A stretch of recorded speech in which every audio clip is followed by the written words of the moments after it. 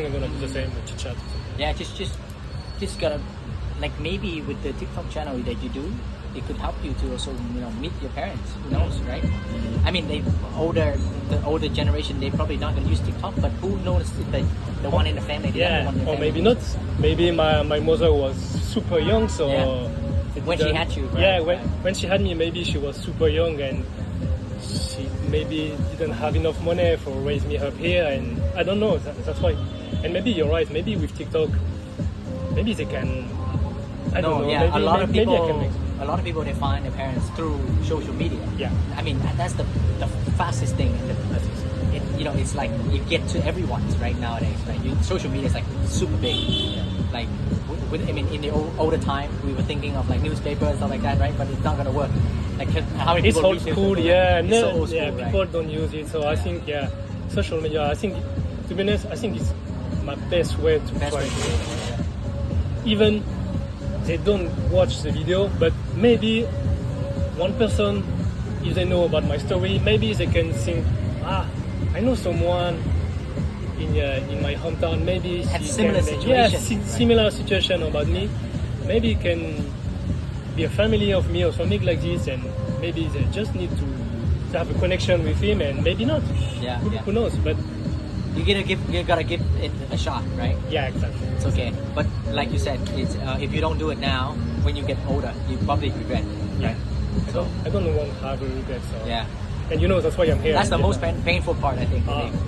I think leaving Earth is not painful, but leaving Earth with a lot of regrets is like the worst thing. Yeah. When I was in France, I always wanted to come here, but I was like, I have enough money, can speak English. I was like, wow, I have so many things to do. Yeah.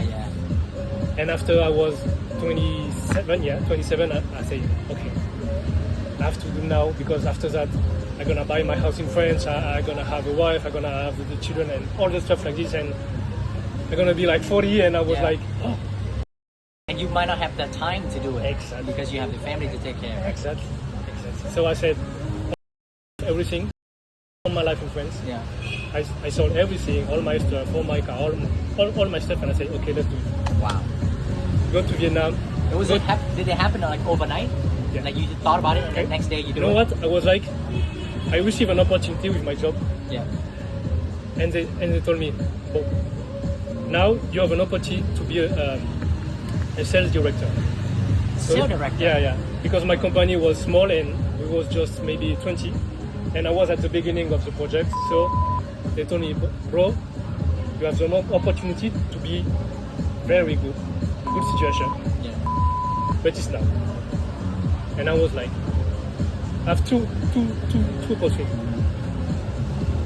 I accept this opportunity and I stay in my life in French for all my life. And I have some regrets about this. Or I try to live my dream and try to find my Vietnamese family. So finding family is your dream, your biggest dream? Yeah, since I'm maybe 5 years old, I always try to find my Vietnamese family. Because wow, I mean, so at that age you already had a thought about it, right? Like what drove you to? Because at that age. Yeah, because when I was a child, I'm always feeling different about everybody. Different. Very different. I'm always feeling very different about my family, about my friend, about everything, and I'm always feeling I'm not in a good place, in a good mood, in a good moment. Every time I'm feeling this, I'm not very confident. Yeah. Because you surround by a lot of white people, right? Yeah, exactly. I'm all my friends and all my family are white, and I was always different. And so in your school, were you like the only Vietnamese? I was not only Vietnamese, only Asian. Only Asian. Only Asian. What school was it? What school is this? Just a basic school, elementary school, something like that. Just a casual school, but I was Asian. I was the Chinese man. Yeah, they call me Chinese man. He's like, go eat some food or go eat some. I was just just racist comment. Yeah. So I was the dog. I was a fan. Oh, why you don't eat rice at the lunch? Something like this. Oh, you eat. How was the lunch? I was the rice. And stuff like this every time. And it was a bit difficult, but because I was I was very introverted and very shy when I was child, and when people told me that, I was like my head like this and go.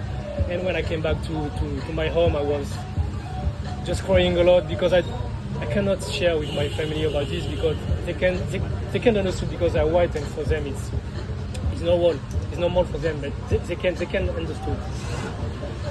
And it was a bit difficult, and I always saying, when I have the opportunity, when I have money, when I can go, I don't know, to Vietnam to try to find them, I have to take this chance. And that's why in 1 year and a half, I take this chance and I'm back here. And it's the biggest, how can I say? Yeah, it's the biggest thing I can take. I'm so happy to be here. So now looking back at the decision that you decided to coming back, what was your reaction now? So the happy. Best thing that happened? Yeah, it's the best thing in my entire life. It's my biggest decision I took to be here. And the most rewarding one? I'm so fucking happy to be here. And I just live my best life here. You know? Yeah. I'm just trying to try to find my family. I discover a new culture, my home culture, my motherland too, and every fucking day I discover a new thing. And the most important thing you share with me is that you find, even though you don't speak the language, but you find yourself most at home, right? Like you felt like you're not different from us, right? I'm just me.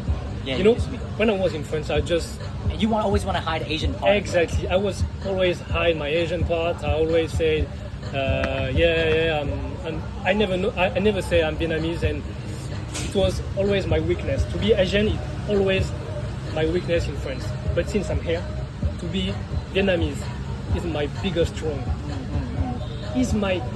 It's just me, you know. Yeah. It's just me. I never had to weak my Asian part. Just I'm Vietnamese. Yeah.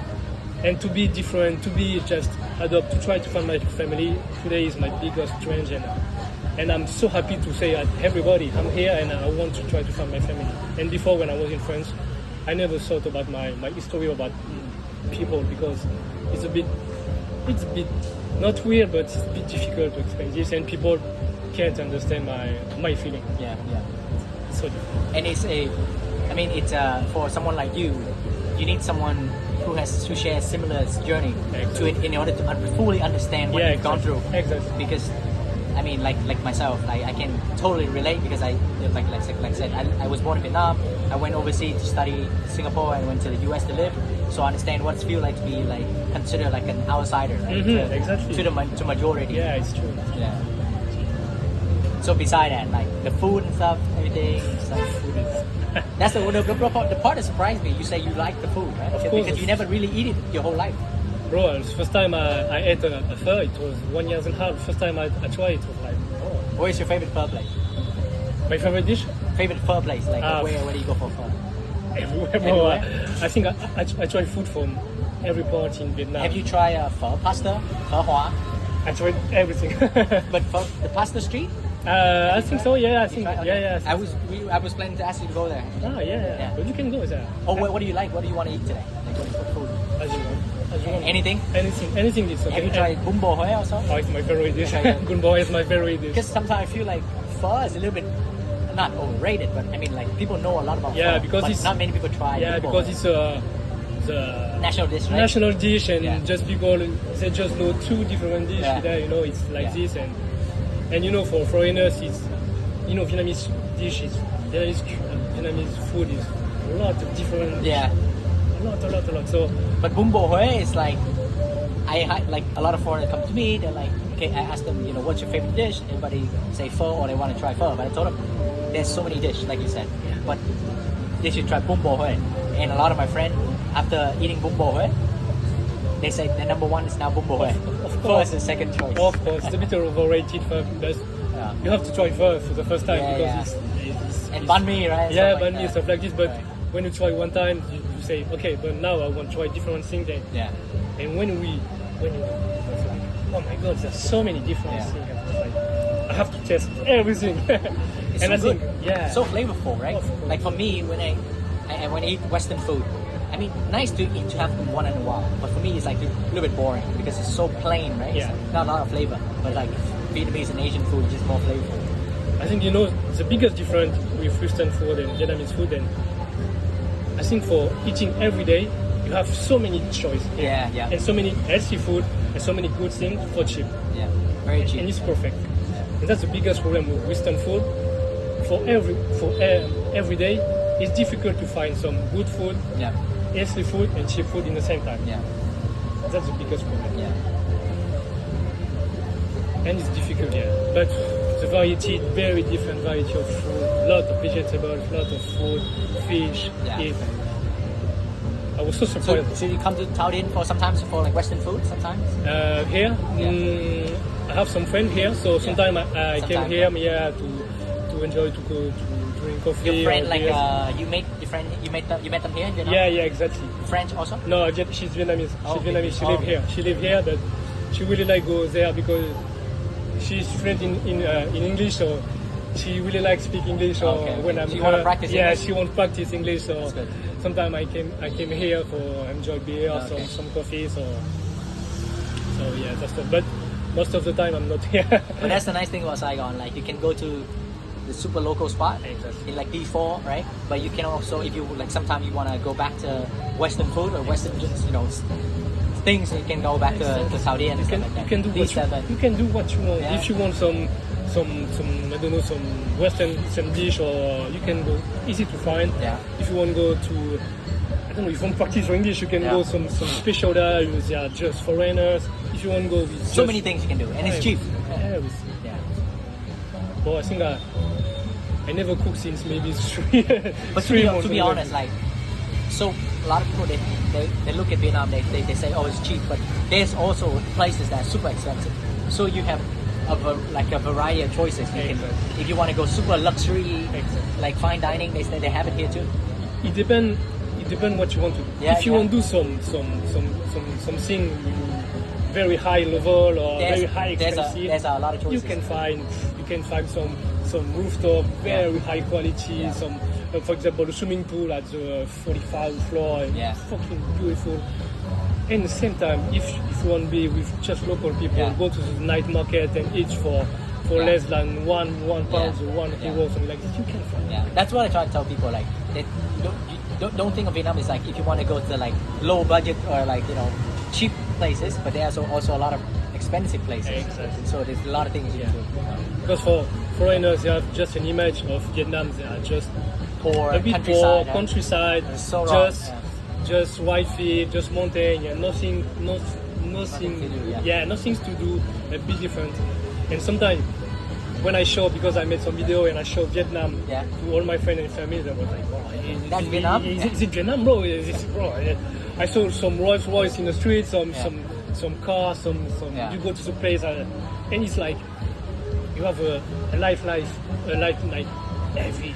You can go if you want every day. It's Yeah. cheap. And We have yachts here as well. Yachts, like all these super yachts and stuff like that here too. A lot of people have the wrong image, that's the thing. Like a lot of people that left Vietnam in the 1975 Yeah. or like long time ago, they still have the image of Vietnam in their head that Vietnam is poor, it's going to Yeah. No, that's not true. If you go to big city, Vietnam, Hanoi, Da Nang, all these big city, they got a lot of things to offer and a lot of things you can find. It's like you said, supercar, fine dining, there's so many things. delicious. People are super Yeah. kind. Everything is totally different. Because people have just an image. Afterwards, it's a bit difficult, etc. Yeah. Sometimes blah blah like this. But now, it's totally different. I know, yeah.